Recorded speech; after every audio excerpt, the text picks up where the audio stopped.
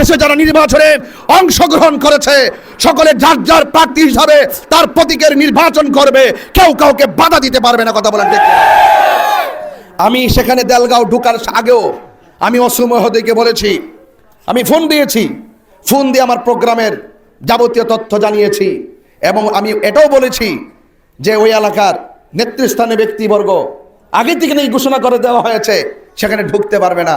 তিনি আমার কাছ থেকে ডাটা নিয়েছেন, তিনি বলেছেন প্রতিনিধিকে ফোন দিবেন, দেখি ফোন দিয়েছে কিনা। এই জন্য আপনারা হতাশ হবেন না। আমরা বীরের জাত, বীরের জাত, আমরা বীরের জাত, আমরা মাঠ থেকে পলায়ন করার জাত নয়। ইমামে আলী মুকাম মাঠ থেকে পলায়ন করে নাই। এই জন্য আমি দায়িত্বহীন ভাষায় বলবো, ভাই রাজনীতিতে ভালোবাসা দিয়ে রাজনীতি করতে হয়। টাকার ক্ষমতা বেশি দিন থাকে না, প্রেমের ক্ষমতা সারা জীবন থাকে, ঠিক কিনা? চুনারঘাটের এবং মাধবপুরের অনেক জায়গায় আমাদের সমর্থকদের উপরে হামলা করা হয়েছে, অনেক সমর্থককে রক্তাক্ত করা হয়েছে।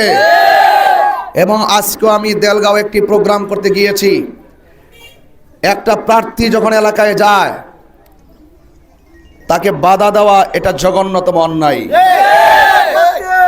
এবং আমি দেখেছি সেখানে যাওয়ার পর অনেক ধরনের আমাদের সমর্থনকারীর উপরে আঘাত করা হয়েছে। তোফাজ্জল নামের ছেলেকে আঘাত করা হয়েছে। আমি যখন সেখানে পৌঁছি তারা সেখানে কথা বলার সুযোগ দেয় নাই, এমন একটা পরিস্থিতি সৃষ্টি করেছে মনে হয় যেন গাড়িগুলো আটকে রাখবে, মানুষ এবং লাশ পড়বে বলে হুমকি দেয়। এটা কি রাজনীতি? আমি বারবার বলছি, ভাই আমি আপনাদের মেহমান, মেহমানকে সম্মান করে কথা বলুন। তিনি ওই এলাকার সাবেক মেম্বার পরিচয় দিয়েছেন, তিনি নুরুল হক সাহেব নাকি, এবং তিনি বিএনপির সহসভাপতি এই ইউনিয়নের।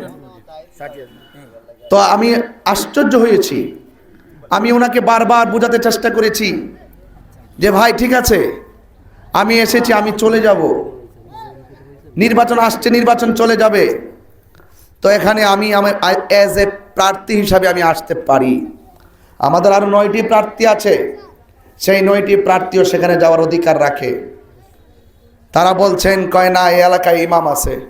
জিগাইলাম ইমাম কেডা? ফয়সাল সাহেব।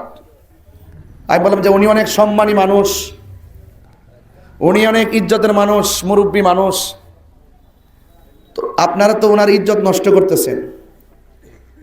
আপনারা এমন কাজ করবেন না যে পুরা নির্বাচনটা প্রশ্নবিদ্ধ হবে। আমি আমার মতো করে যতগুলো কথা বলার চেষ্টা করছি, কিন্তু তারপরও কথা বলার সুযোগ দেওয়া হয় নাই। এটা কি কোনো ভালো কাজ হয়েছে? না। আমি আমার সমর্থনকারী সবাইকে বলছি, না, আমরা এসেছি দোয়া চাওয়ার জন্য, ভোট চাওয়ার জন্য। আমরা এসেছি, সকলকে ইনফরমেশন করেছি, আমরা চলে যাব। কিন্তু একটি কথা বলে দিয়ে যাই, নির্বাচন নিয়ে জন আকাঙ্ক্ষা তৈরি হয়েছে। একের পর এক মোমবাতির সমর্থকদের উপরে বাধা বিপত্তি সে আকাঙ্ক্ষাকে ব্যাঘাত ঘটাচ্ছে। প্রশাসনের কাছে আমরা ইনফরমেশন করেছি, নির্বাচন কমিশনকে ইনফরমেশন করছি।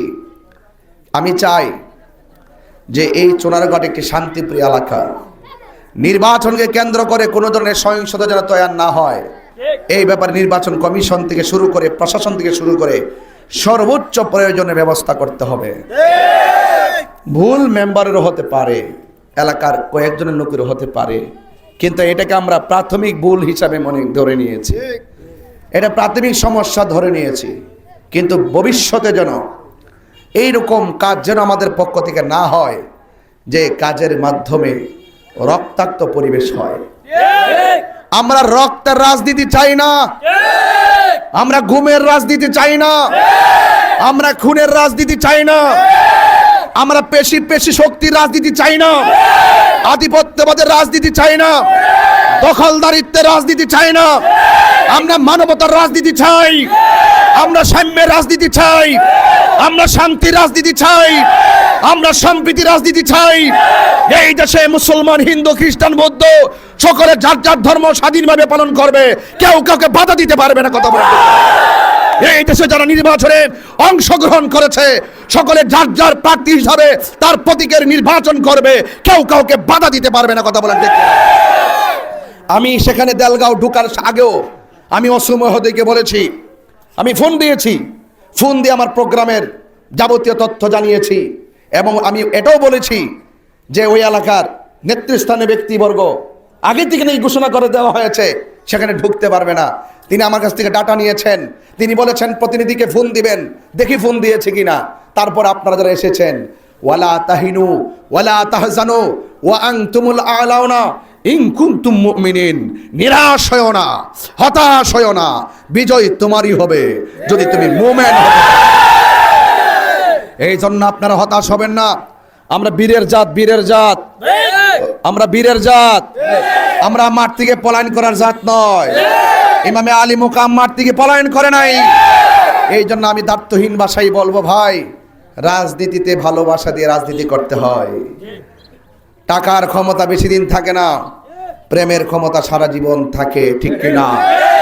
আমি আমার কর্মীদেরকে বলেছি, আমার ভাই বাবাদেরকে শ্রদ্ধেয় যারা আছেন সবাইকে বলেছি যে ভুল অন্য কেউ করতে পারে, কিন্তু আমাদের আদর্শের মধ্যে ভুল নাই, আমাদের আদর্শের মধ্যে রক্তাক্ত খেলা নাই, আমাদের আদর্শের মধ্যে মারামারি নাই। আমি ওনাদেরকে সম্মান করে চলে এসেছি। আমার ভাইয়েরা, শেষ কালাম, আজকে আমাদের অনেকগুলা প্রোগ্রাম আছে। 1 নম্বর প্রোগ্রাম শেষ করেছি, 2য় প্রোগ্রামে এসেছি, মানে আরও 10-15টা প্রোগ্রাম আছে। তো আমি সাটিয়াজুরিতে আসার পর কয়েকদিন তো ঘুরছি না, কয়েকদিন ঘুরলাম। এই ঘোরার ভিত্তিতে আপনাদের কিছু সমস্যা আপনারাও জানিয়েছেন, আমি নিজে কিছু অবলোকন করেছি। এর মধ্যে এই যে বক্তব্যের মধ্যে বলছেন এই রেল স্টেশনে, সাটিয়াজুরি রেল স্টেশনের কথা বলছেন, আল্লাহ রহমতে আপনার দোয়ার বরকতে আমি এমপি মন্ত্রী না হয়েও আমার এই জীবনে বহুত স্টেশনে ট্রেন ধরে না, আমি ফোন করে ট্রেন ধরাইছি। এমন রেলওয়ের মধ্যে আমার অনেক লোকজন আছে এবং সরকারিভাবে অনেক লোকজন আছে যারা আমাকে ইজ্জত করে। আর যদি দায়িত্ব যদি আল্লাহ যদি আমার দিয়াই দেয়, তাইলে ইনশাল্লাহ আপনারা রেল স্টেশনে কাঙ্ক্ষিত স্বপ্ন আপনাদের পূরণ হবে ইনশাল্লাহ।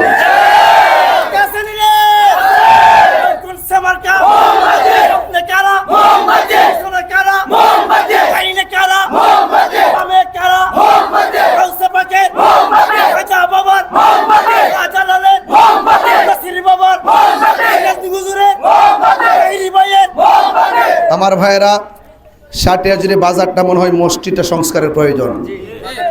ইনশাল্লাহ আপনারা আমার প্রতি বিশ্বাস রাখতে পারেন। আমার কাজ, আমি যদি ইসলামী মূল্যবোধে বিশ্বাস করি, মসজিদ, খানকা, মাজার এবং এগুলো বাদ থাকবে না। বিশেষ করে সাটিয়াজুরি শ্রী শ্রী সার্বজনীন দুর্গা মন্দির, এটাও সংস্কার করা দরকার। আমার কাজ হলো মন্দির সংস্কার হবে, এদিকে মসজিদও সংস্কার হবে। এটাই বাংলাদেশ, এটাই কি বাংলাদেশ। এই জন্য এটাও আমি মাথায় রাখলাম। এবং বিশেষ করে প্রাণের সরকারের বাড়ির সামনে থেকে মন্দিরের সামন পর্যন্ত রাস্তাটা মনে হয় একটু সমস্যা আছে না, এই রাস্তাটাও আমি নোট করে নিয়ে গেলাম।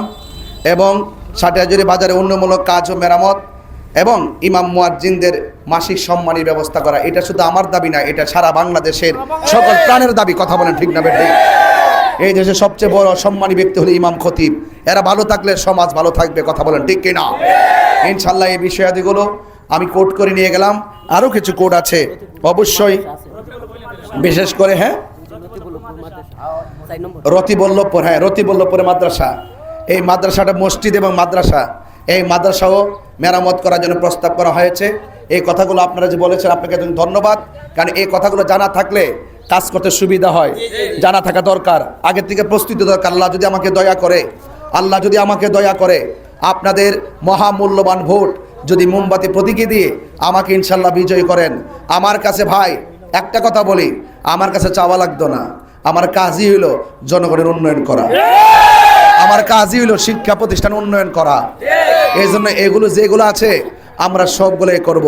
আমি অনুরোধ করে বলবো, শুধুমাত্র আল্লাহর ওয়াস্তে আপনারা আপনাদের মহামূল্যবান ভোট এই মোমবাতি প্রতীকে দিয়ে জয়যুক্ত করবেন। এবং আপনাদেরকে কথা দিয়ে যাচ্ছি, আমি আপনাদেরকে ছেড়ে যাব না। আপনাদের পাশে ছিলাম, পাশে আছি এবং পাশে থাকব। শিক্ষা, স্বাস্থ্য, অবকাঠামো উন্নয়ন যা লাগে তাই করব। চা শ্রমিকরা এবার হাসবে, চা শ্রমিকরা আনন্দ উদ্বেলিত হবে যদি ইনশাল্লাহ যেতে পারি। চা শ্রমিকদের জন্য আমি ট্যাক্স টেকসই এবং স্থায়ী সমস্যা সমাধানের জন্য আমি পদক্ষেপ গ্রহণ করেছি ইনশাআল্লাহ, ইনশাআল্লাহ, ইনশাআল্লাহ। এবং সনাতন ধর্মী ভাইরা যারা আছেন সবার প্রতি আমার আশীর্বাদ রইল, এবং আপনারা যারা এসেছেন সকলকে অনেক ধন্যবাদ। এই প্রখর রৌদ্রের ভিতরে যারা অনেক মূল্যবান সময় দিয়েছেন আপনাদের সকলকে আন্তরিক ধন্যবাদ জানিয়ে আমি বিদায় আরজ করছি। আসসালামু আলাইকুম ওয়া রাহমাতুল্লাহি ওয়া বারাকাতুহু।